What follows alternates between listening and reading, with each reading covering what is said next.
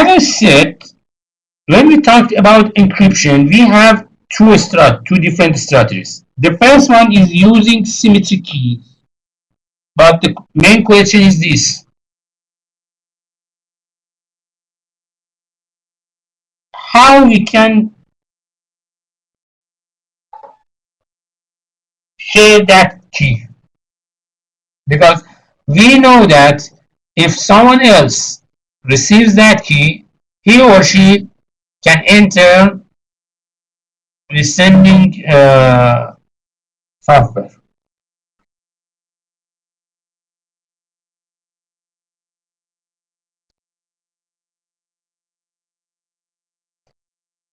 It's an important problem.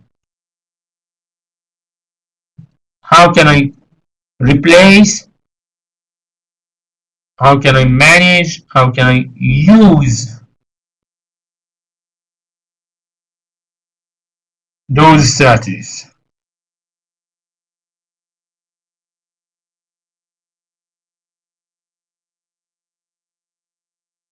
Because I should send the keys over the internet, mostly. So someone else can sniff the packets to find the keys.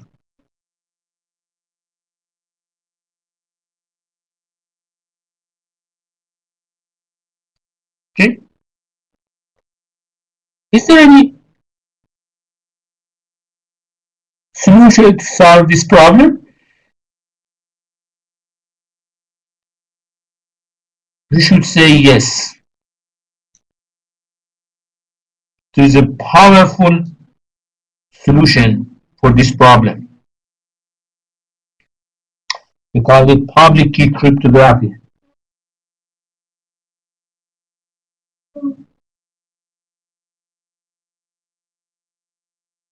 In public key cryptography, we have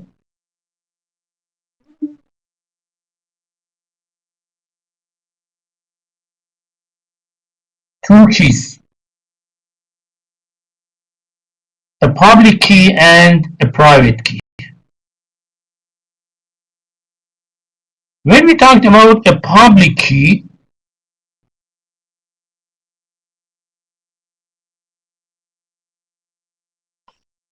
this key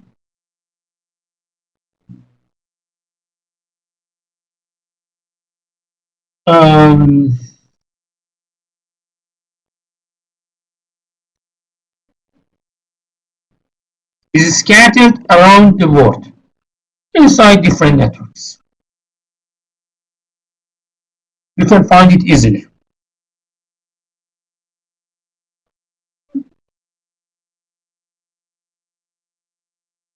The other key is private key. Although the public key can be accessible via the internet, can be used by different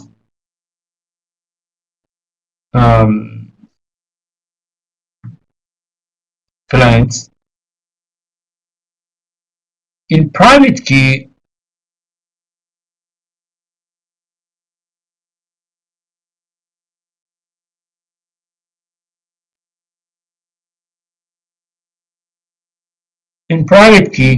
I know that the private key is in my pocket. I never shared the private key, so they cannot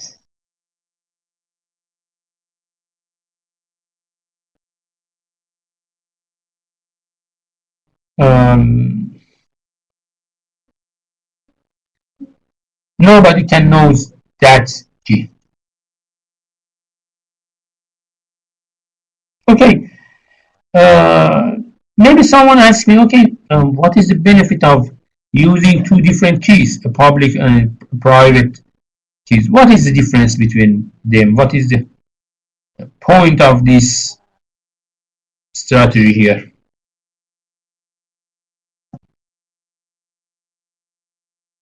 Let me show you the public key cryptography here.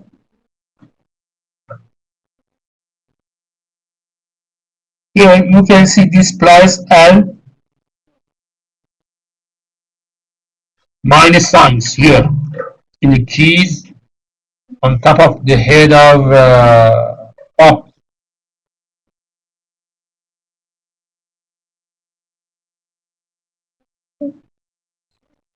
When Alice tried to send a plain text to Bob, he or she have to encrypt the data. But how? Look at this one here. The plain text message M is encrypted by the public key of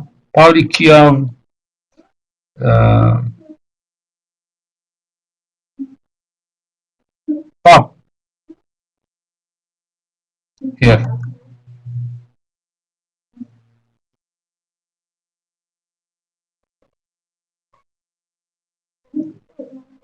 Okay. So Alice find the public key of Bob, and as I said, this key is distributed over the internet, so everyone can access to this key. Okay? But what about the other key?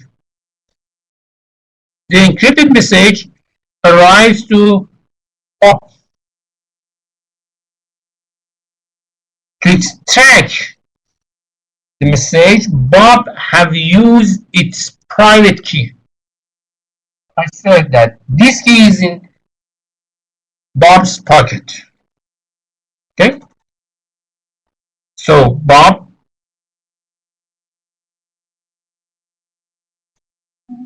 tries to decrypt the cipher, the derived ciphertext with his private key.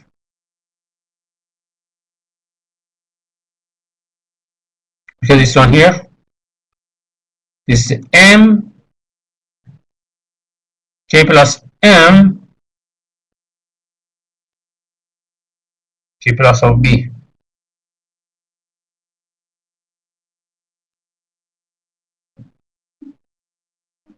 And finally we receive the plain text here.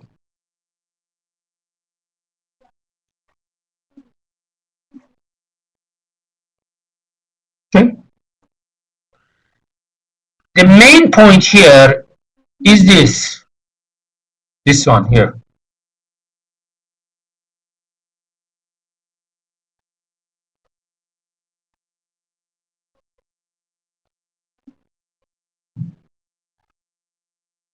Here, and in the next slide here,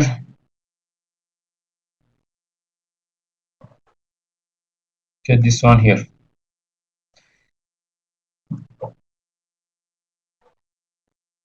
When I'm encrypted by one of those keys, I have to decrypt it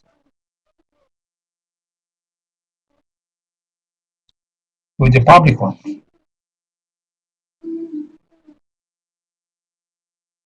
Encrypting with the public one, decrypting by the private one. It's not important which of them we use, which of them, but the main question is this.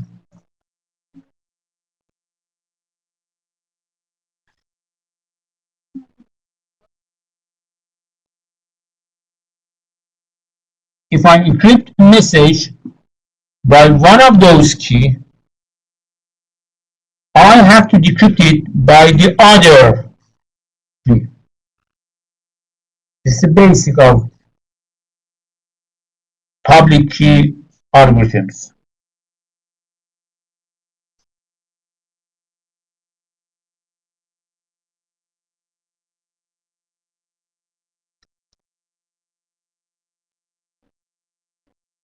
The first public key encryption algorithm is proposed by RSA, Rivest, Shamir, and Adelson. algorithm.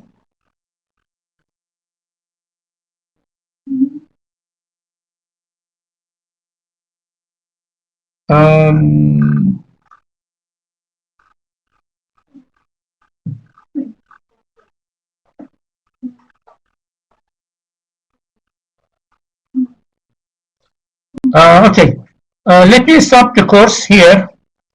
If you have any question, please ask me, answer, and after that I will be back to the course. Okay? If you have any question, please ask me. After the question, I will be back on the course. Okay? Naima, please ask your questions.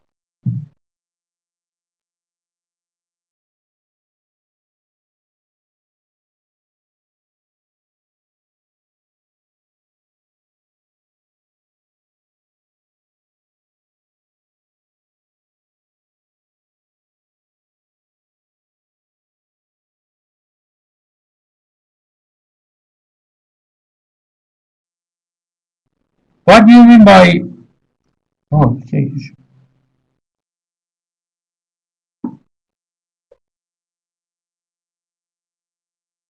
The first question is this. Why in each input port in a high-speed router we store a shadow copy of the forwarding table? Or in a general, more general form, why there is a copy of forwarding table in each of the line cards of a router? Why? The answer is easy. In the first generation of network computers,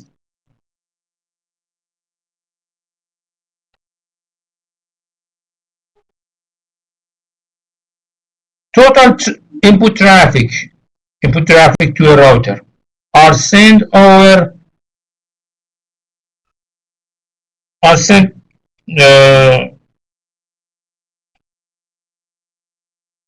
a shared routing table, and at that routing table we try to find the answer, and then the result will be back to the line card.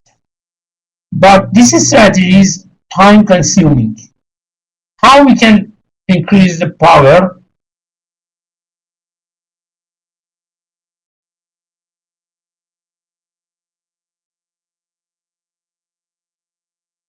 Performance power. How? Just by adding information inside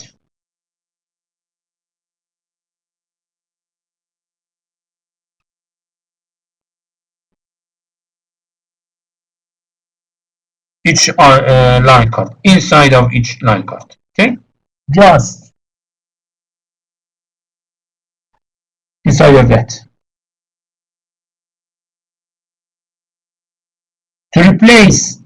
To remove those transferring time asking from the main routing table, and also in this case here we have more than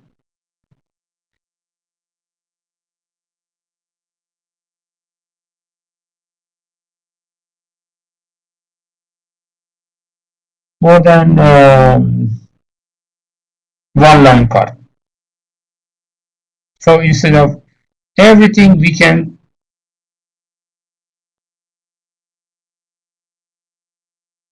use local copies of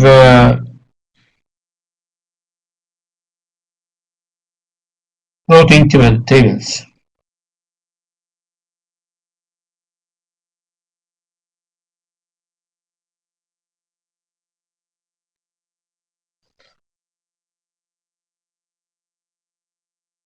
This is the answer of question number 1. We copy those forwarding table to reduce the overhead times. Question number 2 is all SDA open through. What do you mean by SDA?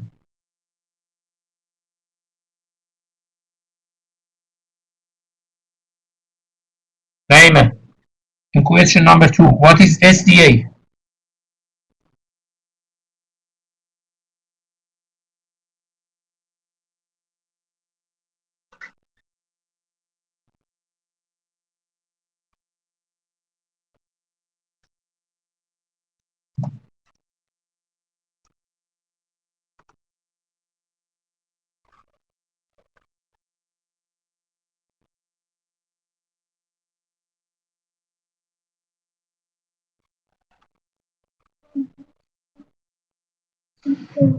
Networking software defined access.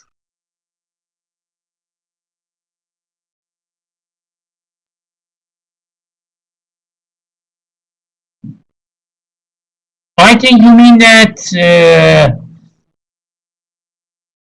is OpenFlow the only proposed protocol for software for SDN? I think you are meaning this. Yes? Am I right? Am I right?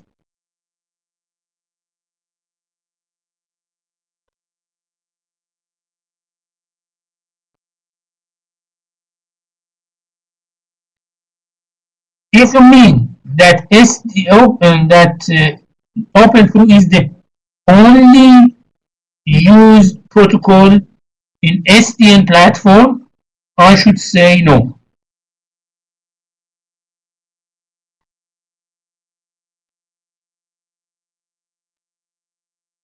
We have some other protocols for SDN. OpenFlow is the most well-known protocol in this category. Okay. Question number 3, in IPv6, what is the function of hex header? Hex header? What do you mean by hex header? Maybe you mean next header. Okay.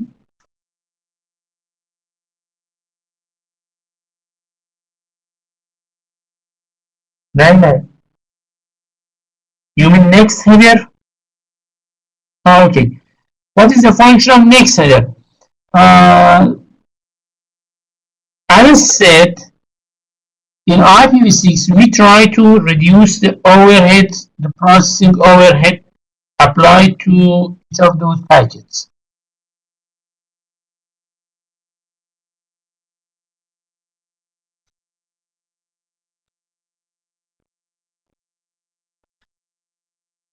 Always, we have something to do in IP packets that which we cannot put them in standard header of IP version 6. For example, I want to apply some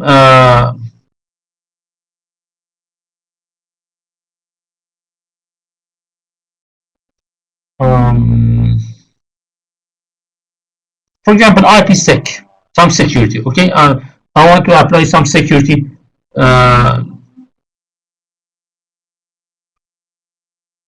But we can see that I cannot put those information, those encryption information inside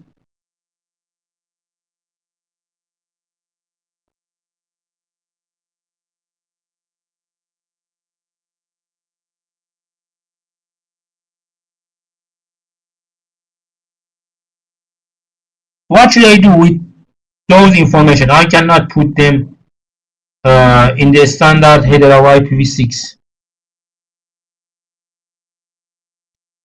It's simple. Put them as a next header.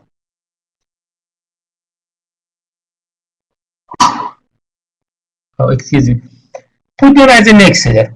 Or, for example, in IP version 4, we said that the length of a header in IP version 4 is a value between 20 to 64 bit. 4 byte. Why? Because we have some options in IP version 4.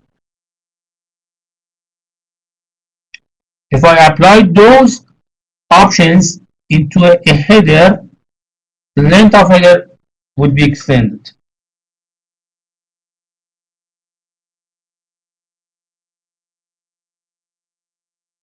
In IPv6, we cannot see those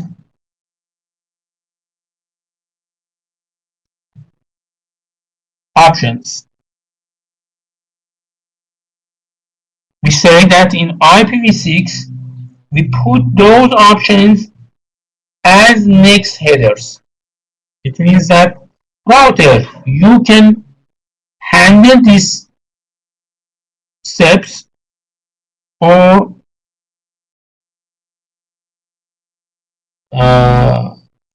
simply passing them.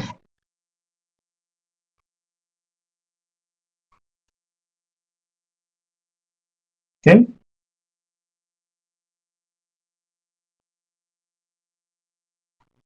So instead of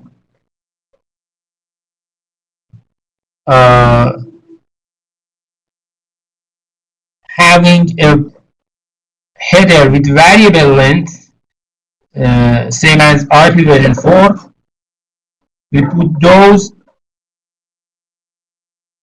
information, those options, those extra information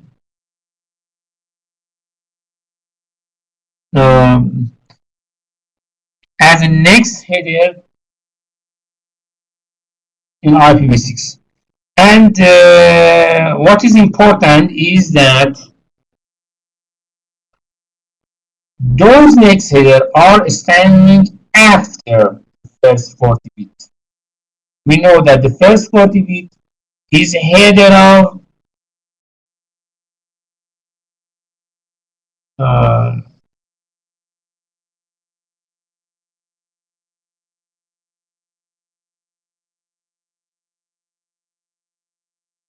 an extended header. They are placed in the first bytes of payload. We have a fixed 40 bits, and those extra headers are inserted into the payload.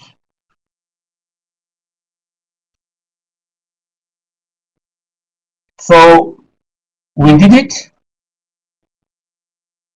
to make a simpler process. Okay, Naima?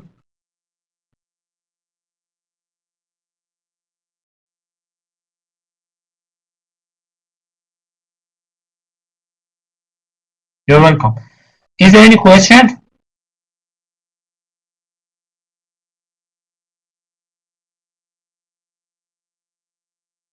Any question?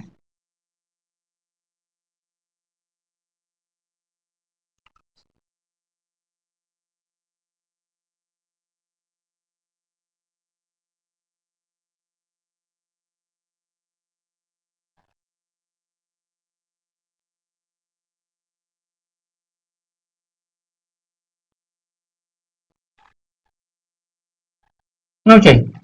Let me go back to the course, to the lecture. The basics of RSA. RSA is the first public key encryption strategy in the world, and it's based on some mathematics. You can see them here, and this one here.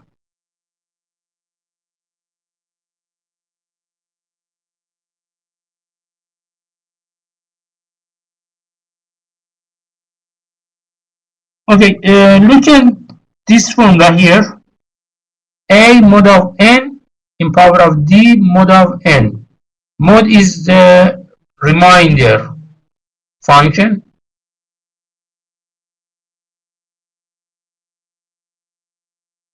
Let's suppose that x is 14, n is 10, and d is 2. Okay?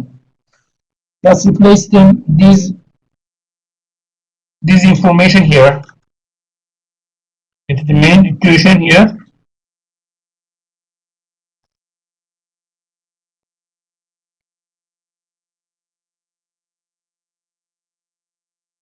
X mod of n in power of d mod of n equals to 4 in power of 2 mod of 10, which is equal to 6.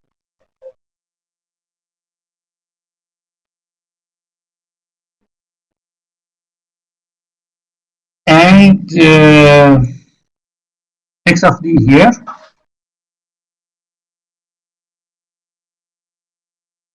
is 14 in power of 2 equal to 196. And x of d mod of n equal to 6.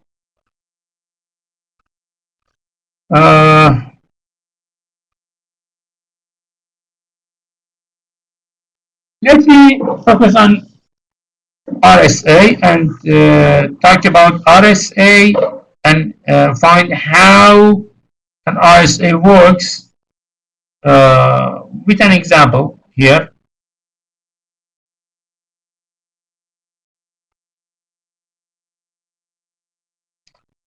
Let's suppose that I have this message 100100001. I want to send information to this one. This is this character here, this number here is equal to 145. The message is presented in binary and in decimal. The value of the message is 145. And in an example, I want to show you how RSA works.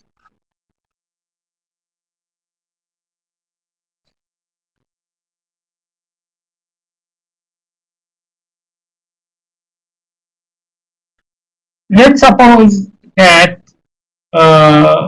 we have that message, and now I want to find different values. Firstly, I should find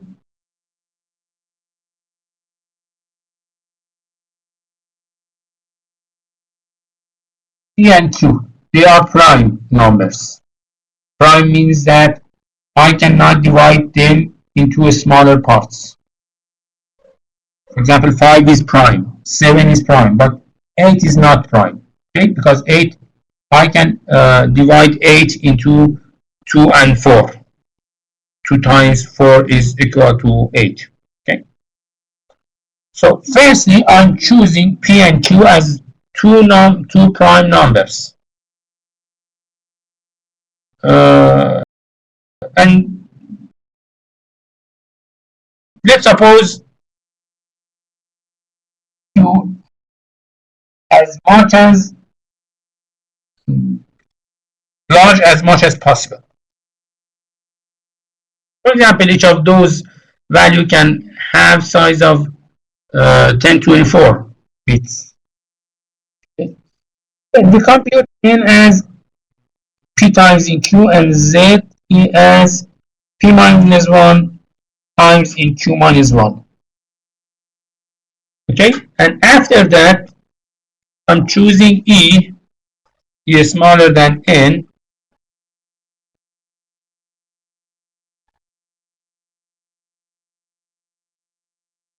where e has not a common factor with z. We calculate z here.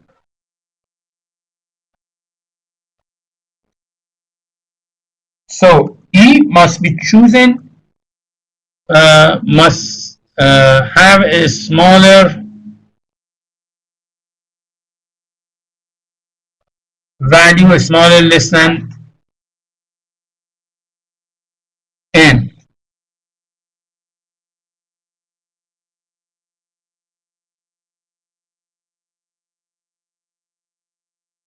And e and z, I'm choosing e is smaller than n, and E and Z must be relatively prime. It means that E and Z, I cannot, for example, divide Z by E or divide E by Z. Okay?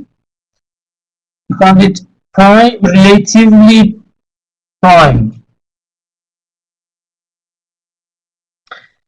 Then we choose a D such that ED minus 1 is exactly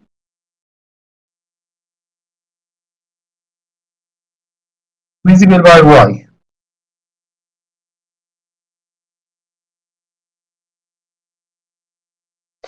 If you find those parameters N, E, P, Q, E, D, and so on, I can say that my public key is this, N and E, and my private key is this, N and D.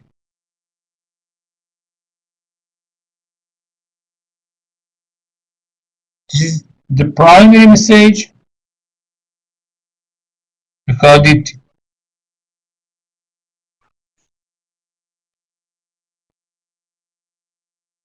so here the public key is N and E and the private key is N and D.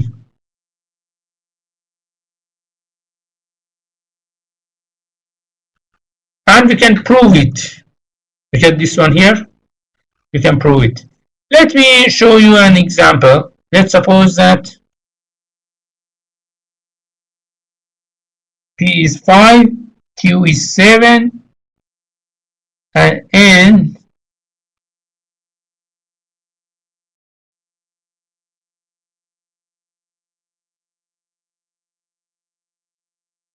then using equation here. I'm continuing these steps. So N is 5 times is 7, test 2, and Z is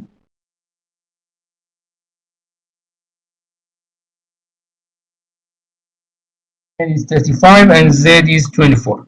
And we can find E as 5 because I said that we should choose it. So E is 5 and D is 29.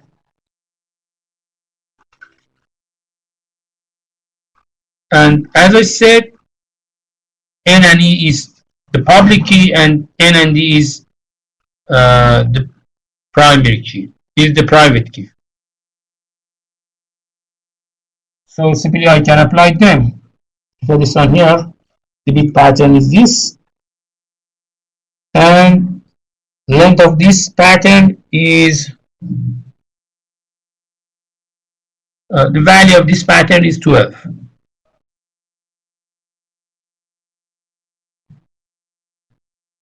M in power of D is 2488.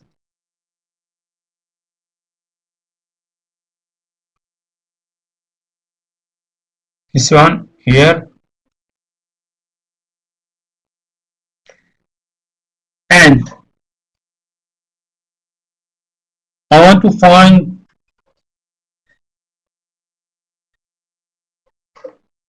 C. C is equal to M in power of E.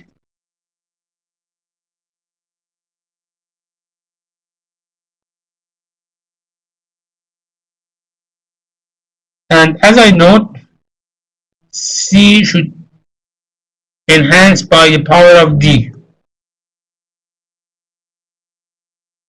And finally, find the mode of N. During this process, you can see here, when I'm trying to calculate C in power of D, you can find that the output of this one here, C in power of D,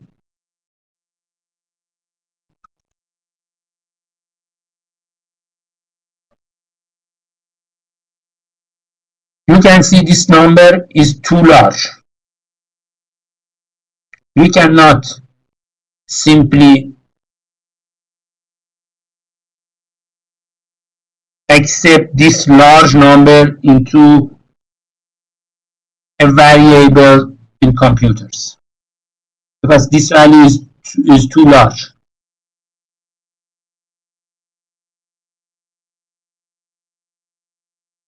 This is the big problem of RSA. When we try to do that, this step is too heavy.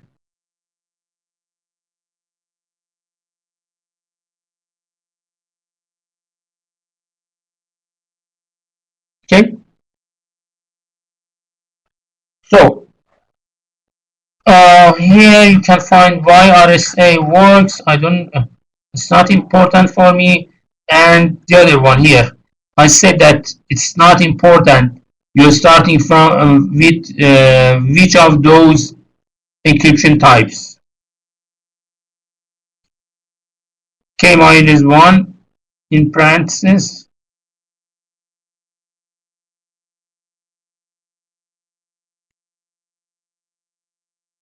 There's no difference between them.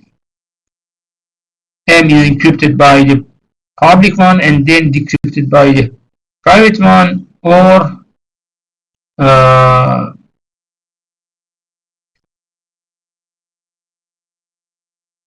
here it's not important. I'm applying the public key over the private key.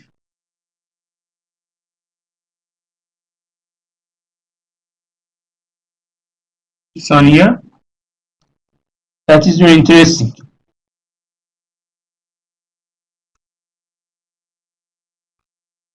Okay, let's check something. Okay. Okay, the RSA is secure when I compare it with, for example, this. RSA is secure. Why? Because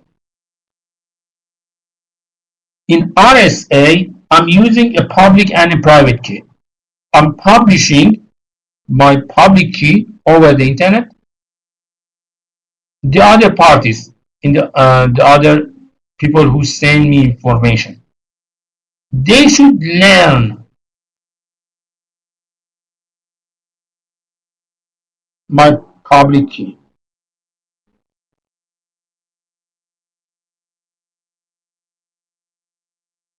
And just I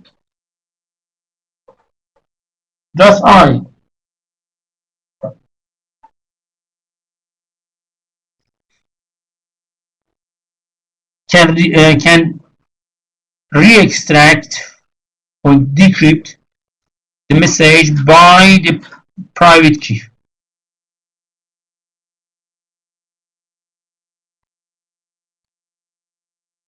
It means that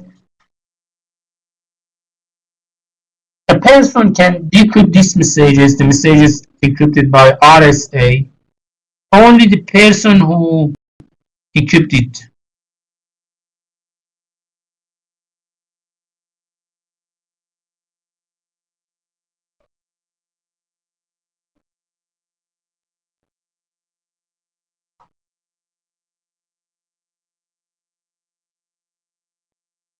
Maybe someone asks me, okay, is it possible to find P and Q, or knowing, for example, N? Yes, we can find P and Q to decrypt it, to crack the structure of RSA. Okay, we can crack it, but it's not easy.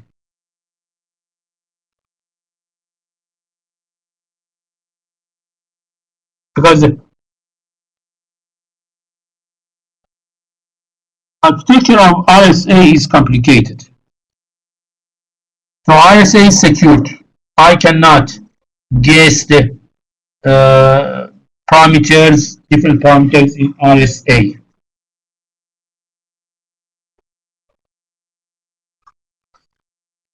But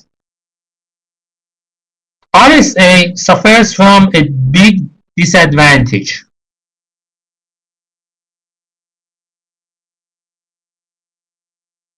The cost of RSA, computational cost of RSA, is very high.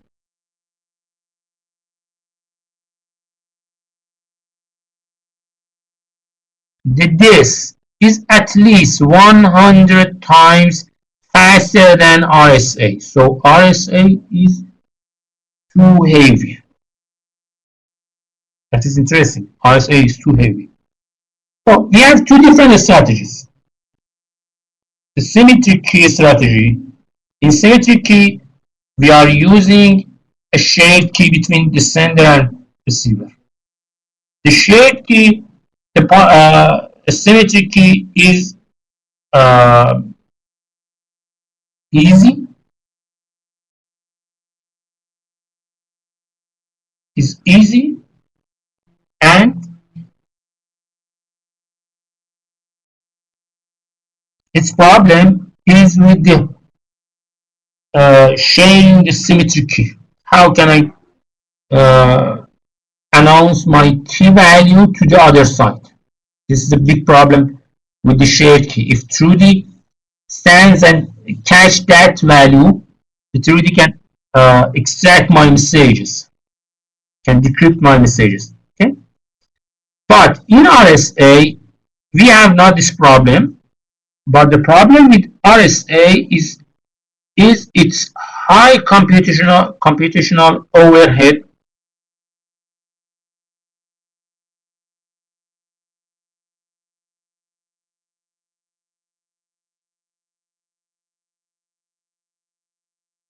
So what is the solution? Why should I do? One of them is complex with high level of computational overheads, and the other one has a problem with its key distribution. The solution is easy. During the first steps of setting the connection between Alice and Bob, they can start with RSA. So Alice and Bob starts with RSA. Start their stations with RSA. But after that,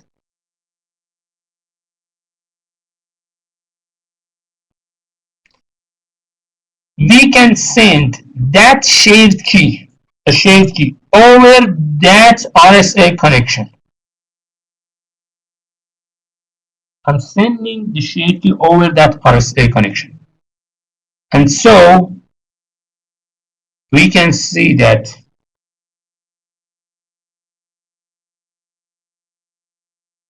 after those transmission, sending the symmetric key to the other side, I can forget the RSA communication and continue with, for example, AES or something like that, with a symmetric one. So during the first phase, I'm using RSA, but after that, I'm using AES or some other methods to have access to the information. This is the best solution, sending the symmetric key to the other side over a public key strategy, public key algorithms. So simply, you can send session keys or other main information using this strategy. Okay, and after that, after sending those information, we can start to send information directly using a symmetric key. Okay. Oh, the time is over. Any question?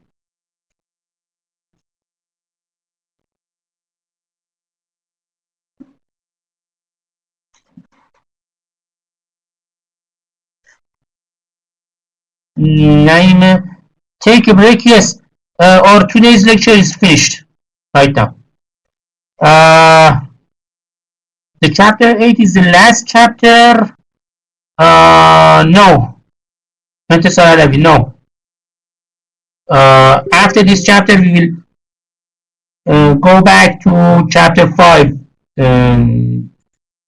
Chapter 6, excuse me. Chapter 6.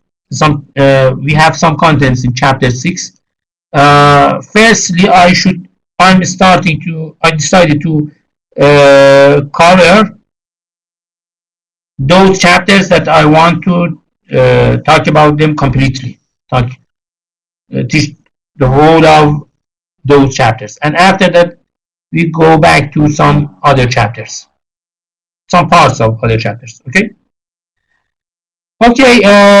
I wish the best for you. Have a good day, and bye. Goodbye.